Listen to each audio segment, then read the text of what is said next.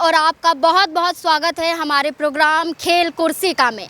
आज प्रोग्राम की शुरुआत हम रक्षा मंत्री राजनाथ सिंह से करेंगे।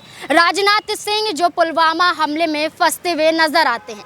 सत्यपाल मलिक कई खुलासे करते हैं, हमारे 40 जवान शहीद हो जाते हैं और उनकी शहादत पर राजनीति करने वाले राजनाथ सिंह का भांडाफोड़ हो जाता है। अब ऐसे में वही राजनाथ सिंह ने राजनीति में कैसे कदम रखा, राजनाथ सिंह यहाँ पर कैसे प्रधानमंत्री नरेंद्र मोदी से मिले और यहाँ पर रक्षा मंत्री बन जाते हैं, आज इसी बारे में हम चर्चा करते हुए नजर आएंगे। राजनाथ सिंह यहाँ पर रक्षा मंत्री तो हैं, लेकिन उससे पहले गृह मंत्री भी रह चुके हैं। राजनाथ सिंह यहाँ पर भारतीय जनता पार्टी में बड़े पदों पर पहले भी रह चुके हैं, अब यहाँ पर रक्षा मंत्री हैं। ऐसे में सवालिया निशान तो उन पर खड़े हो रहे हैं, लेकिन उसी बीच यहाँ पर राजनाथ सिंह की जिंदगी को लेकर भी काफ़ी चर्चाएं तेज होती हुई नजर आ रही हैं। राजनाथ सिंह को लेकर कहा जाता है कि ये जेल का सफ़र तय करते हुए राजनीति में आए थे। वैसे तो देखा जाता है कि जो भी राजनीति में आता है उसका जेल से कोई ना कोई संबंध तो ज़रूर रहता है। राजनीति में यहाँ पर साफ होना चाहिए, लेकिन वहीं पर देखा जाता है कि राजनाथ सिंह यहाँ पर जेल में होते हैं और उसके बाद यहाँ पर देखा जाता है राजनीति में आते हैं। तो आज इसी बारे में चर्चा करेंगे कि एक जेल से राजनीति में किस तरीके से राजनाथ सिंह ने कदम रखा और आखिरकार कैसे वो रक्षा मंत्री बने। इन्हीं सभी मुद्दों पर आज हम आपको इस रिपोर्ट में बताएंगे। देखिए ये हमारी खास रिपोर्ट। उत्तर प्रदेश के मुख्यमंत्री से लेकर केंद्रीय गृह मंत्री और फिर केंद्रीय रक्षा मंत्री का सफर तय करने वाले राजनाथ सिंह को देश की राजनीति में एक अलग पहचान मिली है। जनता दल के गठन से लेकर बीजेपी को सशक्त सरकार में लाने तक में उन्होंने अपना काफ़ी योगदान दिया है। आज राजनाथ सिंह के प्रारंभिक जीवन से लेकर राजनीतिक सफ़र के बारे में जानेंगे। दरअसल राजनाथ सिंह का जन्म 10 जुलाई 1951 को बनारस के भवरा गांव के एक राजपूत परिवार में हुआ, जो गांव अब चंदौली जिले में शामिल है। राजनाथ सिंह के पिता का नाम राम बदन सिंह और माता का नाम गुजराती देवी था। राजनाथ सिंह का परिवार मूल रूप से खेती का काम करता था। राजनाथ सिंह की प्रारंभिक शिक्षा उनके गांव से ही पूरी हुई। इसके बाद आगे की शिक्षा ग्रहण करने के लिए वो गोरखपुर आ गए। राजनाथ सिंह ने गोरखपुर यूनिवर्सिटी से भौतिक में मास्टर की डिग्री प्राप्त की। उसके बाद साल 1971 में मिर्ज़ापुर के केबी डिग्री कॉलेज में प्रोफेसर नियुक्त हुए।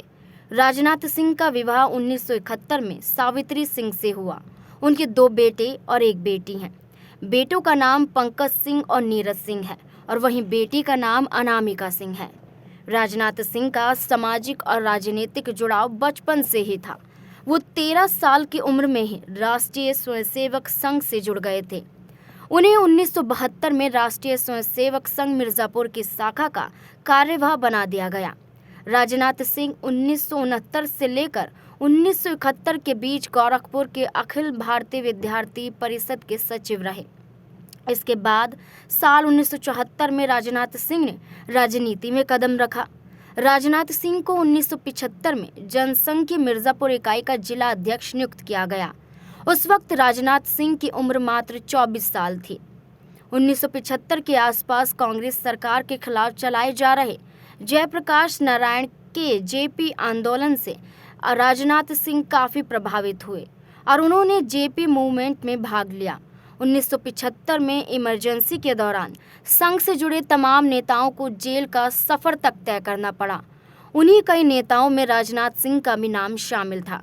राजनाथ सिंह 18 महीने जेल में बंद रहे।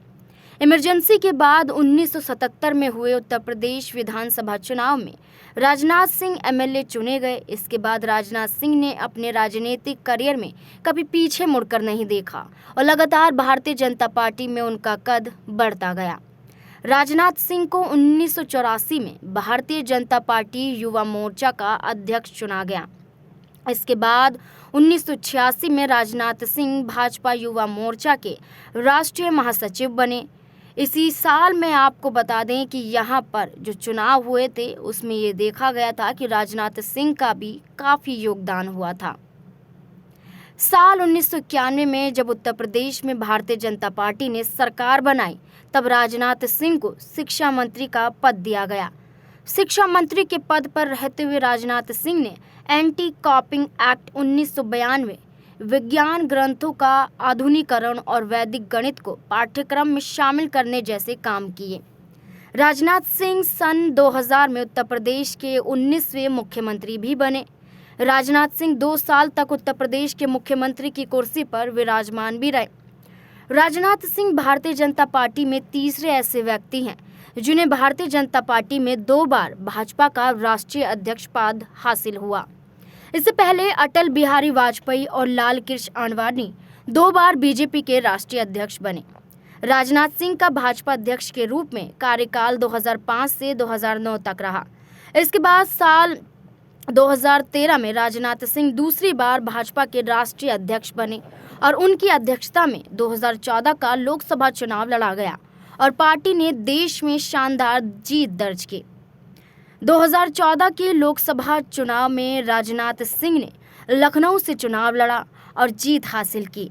इस चुनाव में उनकी पार्टी ने बहुमत हासिल कर सरकार का गठन किया। 26 मई 2014 को राजनाथ सिंह ने देश के केंद्रीय गृह मंत्री पद की शपथ ली। राजनाथ सिंह 2014 से 2019 तक देश के गृह मंत्री पद पर बने रहे। 2019 के लोकसभा चुनाव में एक बार फिर से राजनाथ सिंह ने लखनऊ से चुनाव लड़ा और जीत हासिल की।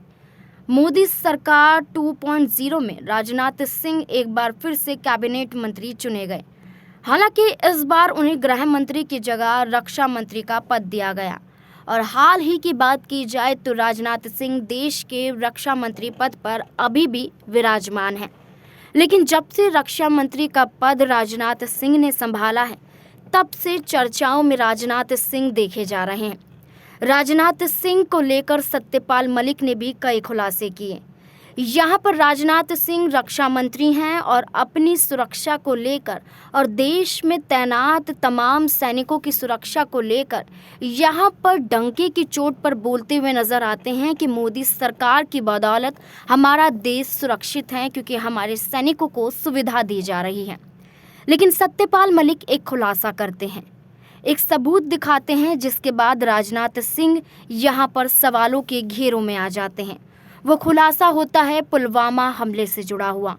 पुलवामा हमले में 40 जवान शहीद हो जाते हैं, क्योंकि यहाँ पर आतंकवादी यहाँ पर उनकी वैन पर, उनकी गाड़ी पर हमला कर देते हैं, जिसके बाद आनन फानन में इन सैनिकों को अस्पताल में तो भर्ती करवाया जाता है, लेकिन इनकी मौत हो जाती है। जिसके बाद राजनाथ सिंह जो रक्षा मंत्री हैं, उन पर कई सवाल खड़े किए जाते हैं कि उनकी निगरानी में यहाँ पर पुलवामा हमला होता है और आतंकवादी हमारी सीमा में घुस जाते हैं और यहाँ पर राजनाथ सिंह कोई भी ऐसा कदम उठाते हुए नज़र नहीं आते हैं जिससे हमारी सीमा पर तैनात हमारे सैनिक सुरक्षित रह सके।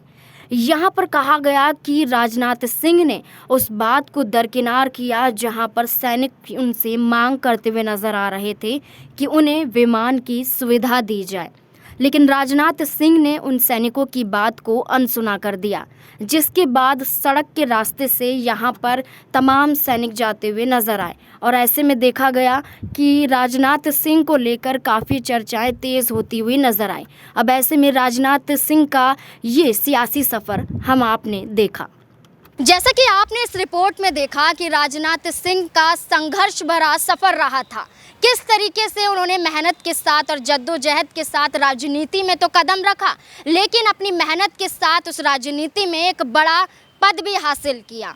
ऐसे में यहाँ पर राजनाथ सिंह भारतीय जनता पार्टी के लिए बहुत मजबूत दावेदारी पेश करते हैं। राजनाथ सिंह की चर्चा की जाए तो कभी भी विवादों में वो नहीं देखे गए हैं, कभी भी उन्होंने विपक्ष पर इस तरीके से हमला नहीं कसा है, लेकिन हाल ही की बात की जाए तो राजनाथ सिंह यहाँ पर विपक्ष पर हमलावर साबित रहते हुए नजर आते हैं। अब ऐसे में इस रिपोर्ट में बस इतना ही, ऐसे ही और विषयों को लेकर आपसे साथ चर्चा करेंगे। अभी के लिए बस इतना ही, धन्यवाद।